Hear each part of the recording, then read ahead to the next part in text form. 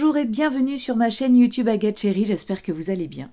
Je n'avais pas posté de vidéo ou de podcast depuis un moment et j'ai travaillé sur un sujet qui m'a beaucoup intéressée et qui est très à la mode.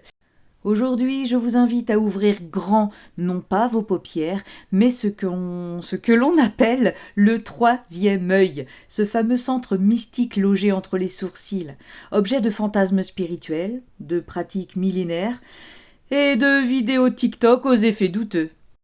Mais qu'est-ce que c'est vraiment? Un vortex énergétique? Une glande biologique mal comprise? Ou juste une belle métaphore spirituelle? Spoiler, un peu tout ça et plus encore. Le concept du troisième œil n'est pas nouveau. Il remonte à l'Inde védique où le sixième chakra Ajna est considéré comme le centre de la perception supérieure, de l'intuition, de la sagesse. On dit que c'est à travers lui que Shiva voit au-delà du monde des formes. Quand son œil s'ouvre, boum, l'illusion est détruite. C'est sympa, hein?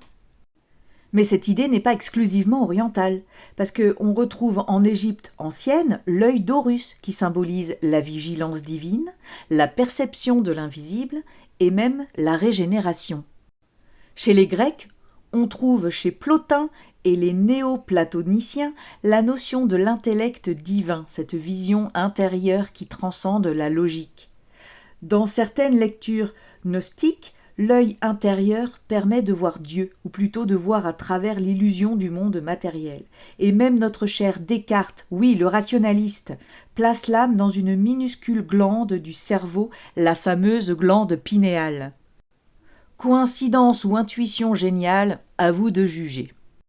Bon, revenons un peu les pieds sur terre, ou presque. En psychologie, ce que les anciens appelaient troisième œil pourrait bien être notre capacité d'intuition symbolique.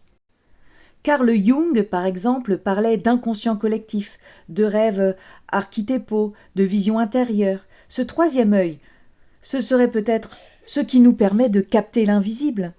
Pas les esprits, mais les patterns, les vérités cachées dans les images, les synchronicités. Ajoutez à cela la visualisation créatrice, très utilisée en thérapie et en développement personnel, la synesthésie spirituelle, chez certains méditants, voir des couleurs ou des formes en lien avec des états mentaux, et même le fameux système premier de Kahneman, rapide, intuitif, instinctif. Bref, notre cerveau a une capacité innée à voir sans voir, et ce n'est pas de la magie au sens Harry Potter, mais de la magie cognitive, ce qui en soi est déjà fabuleux. Dans les traditions ésotériques sérieuses, je parle ici de théurgie, kabbale, alchimie et goétie, le troisième œil n'est pas un gadget spirituel, c'est une porte, et comme toute porte, elle donne accès à quelque chose, mais elle expose aussi à ce qu'il y a derrière. Prenons la goétie. Le mage avancé perçoit les entités non pas avec ses yeux physiques, mais via une vision subtile, souvent localisée dans ce que l'on appelle l'œil intérieur. Ouvrir ce centre sans purification, sans ancrage, c'est comme tendre l'oreille dans une jungle en pleine nuit, on risque de capter plus que prévu. En théurgie, l'ouverture du troisième œil n'est pas une fin en soi, mais une conséquence, celle d'une ascension progressive vers le divin. Par la contemplation, par la prière, par les rites, on devient capable de voir au-delà du visible. C'est exigeant, c'est lent, et c'est fait pour ceux qui cherchent plus la vérité que le spectaculaire, et j'avoue être plus du côté de la théurgie que de la goétie. Mais ça ne reste que mon point de vue, et cela n'engage que moi. Et c'est là qu'entre en scène le New Age. Là où les anciens parlaient de discipline, le New Age propose souvent un hack.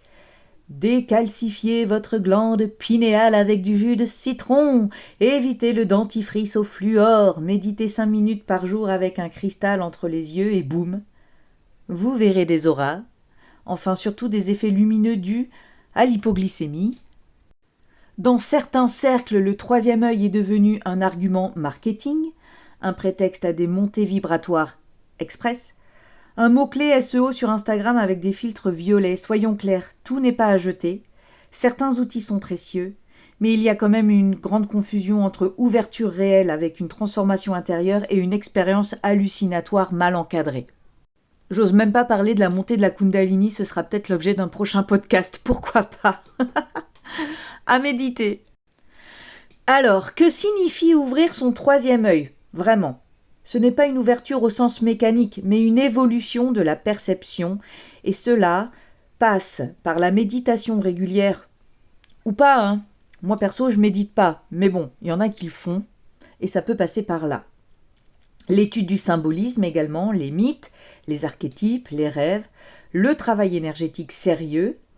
Alors, moi je prône pas le Reiki, mais encore une fois ça n'engage que moi. Vous savez que moi je suis énergéticienne radiesthésiste et je force pas mes capacités, mais une bonne pratique de travail, une bonne concentration permet d'obtenir de bons résultats dans la durée et je ne cherche pas à forcer. Je travaille ce qui est déjà présent et si je dois évoluer, j'évolue.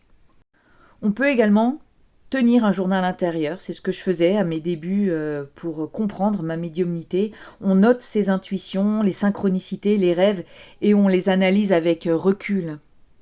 Mais surtout, c'est l'ancrage. On n'oublie pas qu'on est des êtres humains qui vivons sur la Terre, dans la matière. Donc on ne regarde pas les étoiles sans avoir les pieds sur Terre, c'est primordial. Finalement, le troisième œil, c'est quoi ? C'est l'œil du cœur, l'œil de la conscience, l'œil du discernement. Il ne donne pas des super pouvoirs, il donne du sens. Il n'ouvre pas une dimension parallèle, sauf peut-être dans certaines expériences, mais il relève les structures invisibles du réel. Et si vous avez l'impression de le sentir s'ouvrir, félicitations, mais n'oubliez pas, ce n'est pas une finalité, c'est un chemin.